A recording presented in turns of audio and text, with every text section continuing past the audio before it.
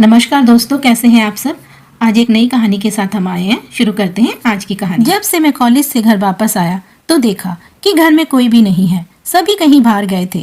सभी हमारे पड़ोस की एक लड़की जिसका नाम ज्योति था मेरे लिए खाना लेकर आई थी, क्योंकि मेरी माँ उससे कहकर गई थी कि आने में थोड़ी देर हो जाएगी तो मेरे लिए खाना बनाकर दे जाए। फिर हम दोनों बातें करने लगे। मुझे बहुत अच्छी लगती थी। वह बहुत खूबसूरत थी। मैं कब से उसे अपने प्यार का इजहार करना चाहता था, लेकिन मेरी हिम्मत नहीं हो रही थी। आज घर पर कोई नहीं था। मैंने सोचा कि आज अच्छा मौका है। मैंने उसे अपने दिल की बात बता दी, जिस पर वह शर्मा गई। मैं समझ गया कि उसकी भी हाँ है। मैं उसे अपने कमरे में ले गया। पहले तो वह इसके लिए तैयार नहीं थी, पर मेरे बार बार कहने पर वह मान गई। फिर मैंने कमरे का दरवाजा बंद किया और 4 घंटे तक। दोस्तों, मेरा नाम रोहित है और मेरी उम्र 23 साल है। मेरे परिवार में मेरे एक बड़े भाई भी हैं जो विदेश में काम करते हैं। उनकी उम्र लगभग 29 साल है और उनकी शादी हो चुकी है। मेरे भाई के विदेश जाने के बाद मैं, मेरी भाभी और मम्मी पापा हम सब साथ में रहते हैं। भाई हमारा बहुत ध्यान रखता है। मैं कॉलेज में पढ़ाई कर रहा हूँ और इंजीनियर बनने की तैयारी कर रहा हूँ। इसी वजह से मैं अपनी पढ़ाई में बहुत मेहनत कर रहा हूँ। मैं काफ़ी हैंडसम भी हूँ और कॉलेज और मोहल्ले की लड़कियाँ मुझे पसंद भी करती हैं। पर मैंने अपने प्यार का इजहार नहीं किया, खासकर ज्योति से, क्योंकि मैं पहले पढ़ाई पूरी करके कुछ बनना चाहता हूँ। मैं मोहल्ले के बच्चों को ट्यूशन भी पढ़ाता हूँ ताकि अपना खर्चा निकाल सकूँ। भाई भी हमारी बहुत मदद करते हैं। मैं अपना खर्चा खुद उठा सकूँ। मेरे बड़े भाई मुझे पैसे भेजते थे, लेकिन मैंने अपनी जिम्मेदारी खुद उठाना चाहता था। इसी बीच मेरे भाई की गैर मौजूदगी में मेरी भाभी, जो बहुत ही नेक दिल और खूबसूरत थी, हमारे घर की देखभाल भी किया करती थी। वह मेरी माँ का भी ख्याल रखती थी। मेरी माँ का घर के कामों में हाथ बटाती थी और घर के सभी काम भी करती थी। हमारी भाभी का सबसे बड़ा गुण है कि वह हमेशा शांत रहती और किसी से कोई झगड़ा नहीं करती थी। और अगर कोई पर्सनल बात करनी होती तो मैं हमेशा अपनी भाभी के साथ ही करता था। हमारे घर में एक समस्या थी। भाभी को अभी तक कोई औलाद नहीं हुई थी। भाई ने बहुत कोशिश की, डॉक्टरों से जांच भी करवाई, लेकिन कोई समाधान नहीं निकला। इसी बीच मैं भी अब जवान हो चुका था और माँ ने मेरी शादी की बात भी करनी शुरू कर दी थी। लेकिन मैं माँ की ख्वाहिश थी कि मैं पहले इंजीनियर बनूं और उसके बाद शादी करूं। मेरी माँ के सपने को पूरा करने के लिए मैंने और मेहनत करनी शुरू की। एक दिन मेरी भाभी की बहन, जिसका नाम कंचन है, वह हमारे घर में रहने आई और उन दिनों मुझे कॉलेज से छुट्टियाँ हुई थी। छुट्टियों के दौरान मैं बच्चों को पढ़ाने जाया करता था और जितनी भी पैसे मिलते अपनी पढ़ाई का खर्च उठाता। अब मैं पूरी तरह से अपने पैरों पर खड़ा हो जाना चाहता था ताकि मेरी माँ का सपना पूरा हो और मैं इंजीनियर बन सकूं। जिस घर में मैं बच्चों को पढ़ाने जाता था, उस घर में एक खूबसूरत लड़की थी जिसका नाम ज्योति था। वह मुझे पसंद करती थी। उसकी उम्र लगभग 21 साल थी। वह मुझे पसंद करती थी, लेकिन मैं उसकी तरफ देखता तक नहीं था। वह इतनी खूबसूरत थी कि कोई भी उसके आकर्षण में बन सकता था, पर मैं खुद को उससे दूर रखता था। वह बहुत शरीफ और सादगी पसंद लड़की थी। वह सिर्फ मुझसे शादी करना चाहती थी, लेकिन मुझे उसकी तरफ कोई खास लगाव नहीं था। इसकी वजह मुझे खुद समझ नहीं आती थी। शायद इसका कारण उसके पापा का सख्त स्वभाव था। उसके पापा खुद बहुत शरीफ और एक इज्जतदार इंसान थे। मैं उनकी बहुत इज्जत करता था। वह मुझे भी पसंद करते थे। उनका परिवार मुझे काफ़ी सम्मान देता था और मेरा हमेशा ख्याल रखता था। जब मैं बच्चों को पढ़ाकर घर पहुंचा तो मैंने देखा मेरी भाभी और उनकी बहन और उनके पापा घर पर बैठे हुए थे। मैं जल्दी से उन्हें नमस्कार कर अपने कमरे की तरफ चला गया, क्योंकि मैं सुबह से कॉलेज में था और उसके बाद बच्चों को पढ़ाने चला गया था। इस वजह से मैं काफ़ी थका हुआ था। कुछ देर बाद मेरी माँ ने कहा, हमें मेहमानों का अच्छे से ख्याल रखना चाहिए और कोई कमी नहीं रखनी चाहिए।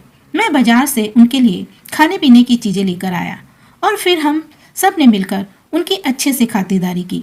मेरी भाभी की बहन, जो काफ़ी देर से बैठी हुई थी, घर में बोर हो रही थी। उसका दिल नहीं लग रहा था। तभी मेरी भाभी ने कहा, रोहित, तुम मेरी बहन को बाहर घुमाने कहीं ले जाओ। वह घर में रहकर तंग आ चुकी है। मैंने तुरंत गाड़ी निकाली और अपनी भाभी की बहन को लेकर बाजार की तरफ चल पड़ा।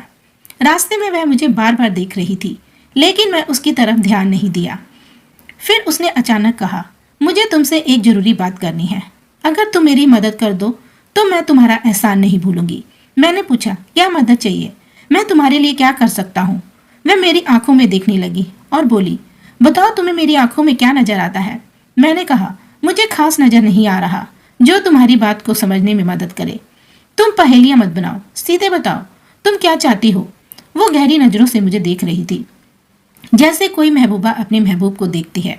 मुझे धीरे धीरे उसकी बात समझ आने लगी, लेकिन मैं उससे दूरी बनाए रखने की कोशिश करता रहा। वह नाराज होकर चुपचाप बैठ गई।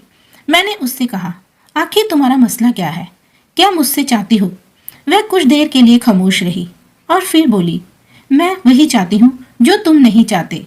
मैं उसकी बातों से खुद को काबू में रखने की कोशिश कर रहा था, लेकिन आखिरकार मैं अपने जज्बातों पर काबू नहीं रख सका और जो नहीं करना था वह मैंने कर दिया। हालांकि मैंने पूरी तरह खुद को उसके करीब नहीं जाने दिया, क्योंकि मुझे डर था कि इससे कोई और बड़ा मसला खड़ा हो सकता है, और मैंने खुद को दूर रखते हुए उसकी मदद की। लेकिन यह अनुभव मेरे लिए काफ़ी पेचीदा और मुश्किल भरा था। खैर, काम उसका भी हो चुका था और मेरा भी। अब मैं फ्री हो चुका था। फिर उसने अचानक कहा, मुझे तुमसे एक ज़रूरी बात करनी है। अगर तुम मेरी मदद कर दो तो मैं तुम्हारा एहसान कभी नहीं भूलूंगी। मैंने पूछा, क्या मदद चाहिए, मैं तुम्हारे लिए क्या कर सकता हूँ। वो मेरी आंखों में देखने लगी और बोली, बताओ तुम्हें मेरी आंखों में क्या नज़र आता है। मैंने कहा, कुछ खास नज़र नहीं आ रहा जो तुम्हारी बात को समझने में मदद करे। तुम पहेलियां मत बनाओ, सीधे बताओ तुम क्या चाहती हो। वह गहरी नज़रों से मुझे देख रही थी, जैसे कोई महबूबा अपने महबूब को देखते हैं। मुझे धीरे धीरे उसकी बात समझ आने लगी, लेकिन मैं उससे दूरी बनाए रखने की कोशिश करता रहा। वह नाराज होकर चुपचाप बैठ गई। मैंने उससे कहा, आखिर तुम्हारा मसला क्या है, तुम मुझसे क्या चाहती हो। वह कुछ देर के लिए खामोश रही और फिर बोली, मैं वही चाहती हूँ जो तुम नहीं चाहते। मैं उसकी बातों से खुद को काबू में रखने की कोशिश कर रहा था, लेकिन आखिरकार मैं अपने जज्बातों पर काबू नहीं रख सका और जो नहीं करना चाहिए था वह मैंने कर दिया। हालांकि मैंने पूरी तरह खुद को उसके करीब नहीं जाने दिया, क्योंकि मुझे डर था कि इससे कोई और बड़ा मसला खड़ा ना हो सकता, और मैंने खुद को उससे दूर रखते हुए उसकी मदद की। लेकिन यह अनुभव मेरे लिए काफ़ी पेचीदा और मुश्किल भरा रहा। खैर, काम उसका हो चुका था और मेरा भी। अब मैं फ्री हो चुका था और जल्दी जल्दी मैं गाड़ी में उसे बिठाकर घर ले आया। तभी मेरी भाभी मुझसे पूछने लगी, जी आ गए आप। अगर मैं उन्हें बताता मैंने उनकी बहन के साथ क्या क्या किया है तो शायद मसला ख़राब हो जाता। मैंने मुस्कुराते हुए कहा, भाभी बहुत मज़ा आया। उसकी बहन ने भी कहा, दीदी मैं चाहती हूँ कुछ दिन यहाँ रहूँ। मेरी भाभी बोली, यह आपका भी घर है, आप जब चाहें यहाँ आ सकती हैं, जब दिल करे तो रुक सकती हैं। मैंने भाभी से कहा, भाभी मैं चाहता हूँ कि यहाँ कुछ दिन हमारे पास रुके, क्योंकि पढ़ाई की कुछ चीज़ें मैं इन्हें बताना चाहता हूँ, क्योंकि यह मेरी रिश्तेदार भी हैं। अब कंचन के पापा खाना वगैरह खाकर चले जाते हैं और अपनी बेटी को हमारे पास छोड़ देते हैं। हमारे घर में कंचन का आना जाना हो गया था और रोजाना की बुनियाद पर मैं उसकी फरियाद पूरी करता था। मैं नाराज़गी से बचने के लिए उसका पूरा ख्याल रखता, क्योंकि वह हमारे मेहमान थी। अब सब लोग शादी की शॉपिंग के लिए बाजार गए थे। मेरी छुट्टियां भी ख़त्म हो चुकी थी। वही लड़की जिसे मैं पसंद करता था, वह इतनी प्यारी लग रही थी कि मैं उसे देखता हुआ सब कुछ भूल गया। वह बोली कि माँ ने तुम्हारे लिए खाना भेजा है। तुम्हारी माँ जाते हुए कह गई थी कि रोहित घर पर अकेला होगा, हमें बाजार में कुछ वक्त लग जाएगा। तुम ऐसा करना कि हमारे घर में रोहित को खाना दे देना ताकि वह खा ले। मैंने कहा, हाँ भूख तो मुझे लगी हुई है, मैं खा लूँगा, लेकिन तुम ऐसा करो बाहर मत रहो, मैं खाना खा लूँगा, तुम अपने बर्तन लेकर जाओ। वह मेरे साथ अंदर आ गई और आंगन में बैठ गई। मासूमियत की हालत में वह घर को देख रही थी। मैं जब बर्तन उठाकर किचन में गया जो खाना लेकर आई थी, थोड़ी देर बाद मैं किचन में बैठा बैठा यह सोचता हुआ कि आखिर मैं इस लड़की का क्या करूं। मेरे जहन में कोई तरकीब नहीं आ रही थी जिससे मैं अपने काम को बेहतरीन कर सकूं। कुछ देर उस लड़की को बर्तन देने के लिए बाहर जाकर कहा। मैं उसकी तरफ देखा चला गया। तभी उसने मुझसे पूछा, रोहित आखिर तुम्हें हुआ क्या है, कब से तुम ऐसे ही मुझे देखे जा रहे हो, ठीक तो हो तुम। अब मेरे जहन में तरह तरह के विचार आ रहे थे। मैं सोच रहा था आखिर इस लड़की को अपने प्यार का इजहार कैसे करूं? फिर मैंने हिम्मत की और बोला, देखो ज्योति, जो बात है मेरे जहन में वह मैं तुम्हें बताना चाहता हूँ। वो बात यह है कि मैं तुम्हें पसंद करता हूँ। अगर तुम्हें मेरी बात यह पसंद आए तो मुस्कुरा देना, मुझे कुछ ऐसा बता देना अगर तुम्हें बोलने की हिम्मत नहीं है, और तुम हल्का सा मुस्कुरा दो, मैं समझ जाऊंगा। अगर तुम्हें यह सब बुरा लगे तो इसे राज ही रखना। मैं नहीं चाहता कि मेरी वजह से कोई परेशान हो।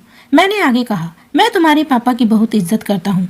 वह बहुत शरीफ और समझदार इंसान है। मैं नहीं चाहता कि मोहल्ले के लोग उनके बारे में कुछ बुरी राय रखें। वह मुस्कुराते हुए बोली, रोहित, आखिर आज तुमने मेरे दिल की बात बोल। मेरे अंदर तो हिम्मत ही नहीं थी कि मैं इस तरह बात को, लेकिन तुमने इस तरह कह दिया तो ठीक है। तुम ऐसा करो, जब तुम इंजीनियर बन जाओ तो हमारे घर वालों को रिश्ता लेने के लिए भेज देना। यकीन है कि मेरे पापा मान जाएंगे, क्योंकि तुम खूबसूरत, मेहनती और शरीफ लड़के हो। उसने आगे कहा, मेरे पापा मेरी शादी किसी अच्छे घर में करने की सोचते रहते हैं। मैंने उनसे कहा है, मैं तुमसे शादी करना चाहता हूँ और तुमसे शादी करूँगा। मैं खुद को बेकाबू महसूस कर रहा था। कुछ देर के बाद हमारे बीच का फासला खत्म हो चुका था। फिर मैं उसकी मदद करते हुए उसका काम कर दिया और वह खुश होकर अपने घर चली गई। कुछ देर बाद मेरे घर वाले भी बाजार से वापस आ गए। भाभी और उसकी बहन भी साथ में थी। जब भाभी की बहन मेरी तरफ देख कर मुस्कुरा रही थी, मुझे ऐसा लग रहा था कि वह फिर से अपना काम कराना चाहती है। अब मुझ में जरा सी भी हिम्मत नहीं थी। मैं खुद को कमजोर महसूस कर रहा था। मेरी आंखें खुद ब खुद बंद हो रही थी। भाभी ने यह सब कुछ देख लिया और वह समझ गई कि आखिर मेरे साथ क्या हो रहा है और मेरी तबीयत क्यों खराब हो रही है। और फिर भाभी मुझे डॉक्टर के पास ले गई और मेरा टेस्ट करवाया। डॉक्टर के मुताबिक मेरी तबीयत वाकई में खराब हो चुकी थी। भाभी मुझसे पूछने लगी कि क्या हुआ। मैंने सब कुछ सच सच बता दिया। मैंने भाभी से कहा, भाभी देखो, आज से पहले मैंने आपसे कोई बात नहीं छिपाई और ना ही मैं छिपाना चाहता हूँ। मेरे दिल में एक बात है जो मैं आपको बताना चाहता हूँ। मैं ज्योति को पसंद करता हूँ और ज्योति से शादी करना चाहता हूँ। वह बहुत खूबसूरत, शरीफ, समझदार और नेक दिल वाली लड़की है। मैं चाहता हूँ कि मेरी शादी सिर्फ ज्योति से ही हो। मेरी भाभी ने कहा, देखो, मैं तुम्हारी शादी किसी भी कीमत पर उस लड़की से नहीं करवाना चाहती, क्योंकि मैं चाहती हूँ कि मैं अपनी बहन के साथ तुम्हारी शादी करवा दूँ। मैंने अपनी भाभी से कहा, भाभी, मैंने आज से पहले तुमसे कुछ नहीं मांगा। तुम्हारी बहन बहुत खूबसूरत, पढ़ी लिखी, हसीन और होशियार है, और तो और भाभी और ज़्यादा अमीर भी है। आपकी बहन की शादी कहीं भी आसानी से हो सकती है। उसे मुझसे भी बेहतर लड़का मिल जाएगा। लेकिन ज्योति, उसकी शादी इतनी जल्दी होगी मुझे नहीं लगता। मैं उसके घर के हालात इस कदर खराब हैं। मैं चाहता हूँ मैं हर हाल में जल्द से जल्द उस लड़की से शादी कर लूँ। जबकि मेरे भाई को गए हुए 4 साल हो चुके थे। आज मेरे भाई भी बाहर से आना था।